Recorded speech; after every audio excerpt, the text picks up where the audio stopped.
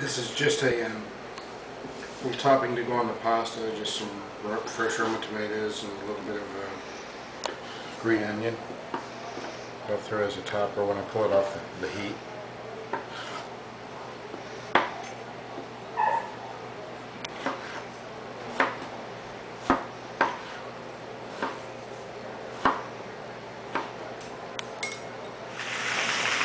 And just to bring a little bit of butter flavor to it, I'm just going to put a little bit of margarine. I know traditionally we use real butter, and I normally would, but kind of watch those cholesterol numbers right now.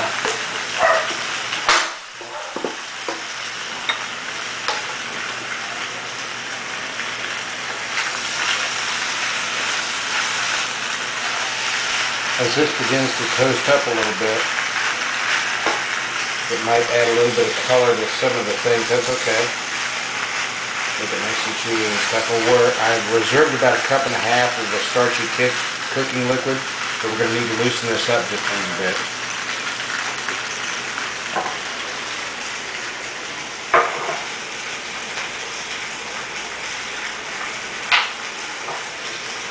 Got some roasted red pepper Alfredo. Not a whole lot, maybe just about half the jar to start. We'll see where that fits in.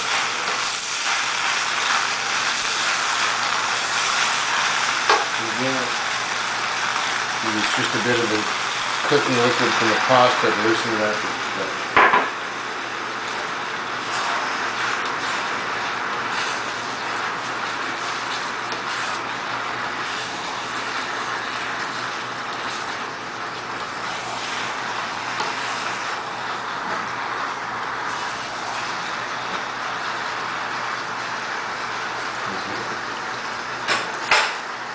Start that pasta carbonara, and this is a lower calorie, lower cholesterol, saturated fat version.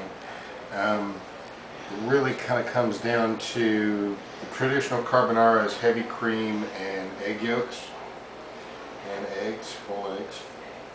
What I'm doing now is putting a little bit of garlic infused olive oil in the bottom of a wok, just because that makes sense.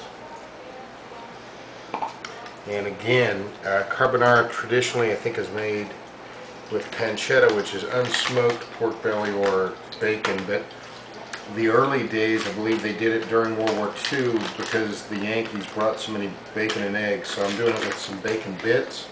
If they've been rendered, they'll add a lot of flavor to the cooking oil. Don't like the silicone packet in there.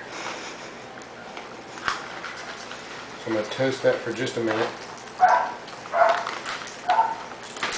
and let it flavor the oil.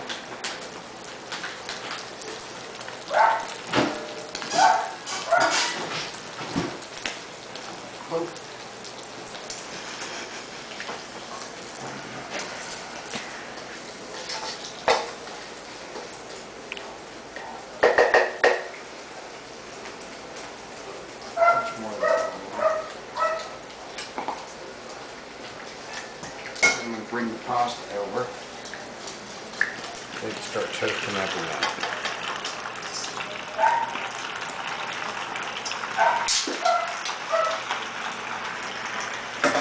I seasoned the water with some salt.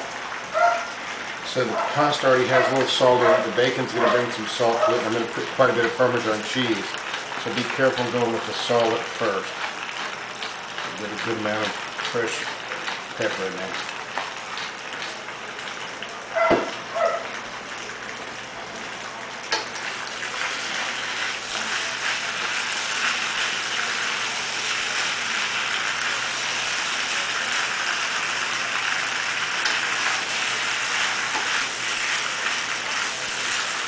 We let the pasta drain and cool a little bit, so I need to bring it somewhat back up to temperature. So we let that toast for a few minutes.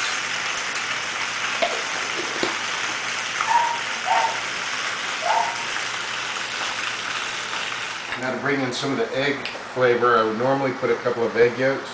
I'm going to put just a touch of egg beaters in there, just to tighten things up. A little bit more of the cooking liquid.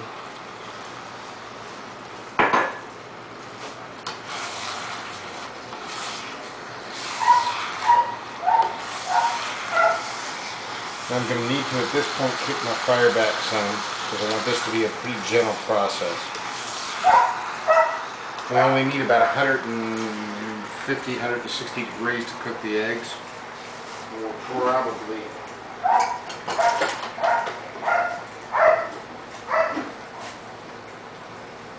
got 122 in the center, 143. So we're really, really close to where we need to be there.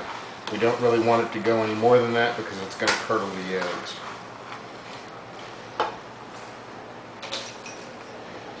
Some frozen peas, it's going to keep my temp down some.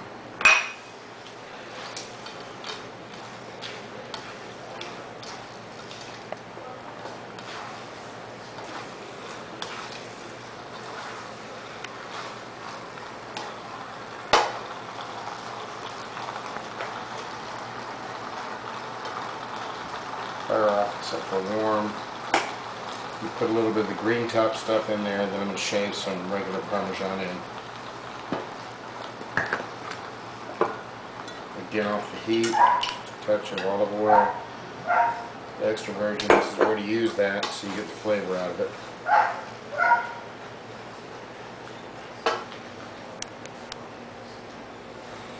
And we're done. I'll throw the tomatoes in with it right before service so that they don't melt too much.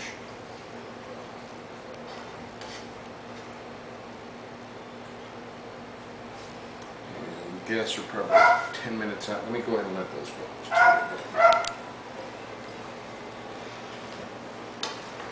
It's just a Roma tomato, some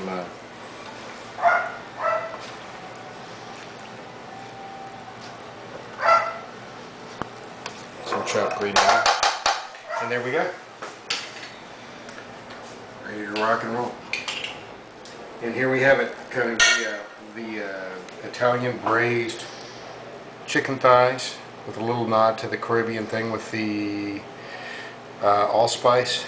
And then there was thyme and balsamic vinegar, a little agave syrup, a little bit of Tony's for heat, but I got to be careful with how much heat I've got my folks coming. I let that reduce down and basically braise. I got an awful lot of liquid out of there, and then just kind of let it cook down and get tender. Here's the penne pasta carbonara with it's the lower cholesterol version. It's got some bacon bits and some olive oil, a little bit of pre-made roasted red pepper Alfredo sauce, a little bit of egg beaters to give it the egg, and about a handful of Parmesan cheese, some peas. Towards the end I threw in some diced Roma tomatoes and some spring onions. So it looks like it's good. Rock's hard. Be very, very good. The traditional wedge salad with blue cheese dressing, some colossal black olives. There's some chopped dates and some dried cranberries, just to give it some seasonal. We're getting towards the end of the summer here now.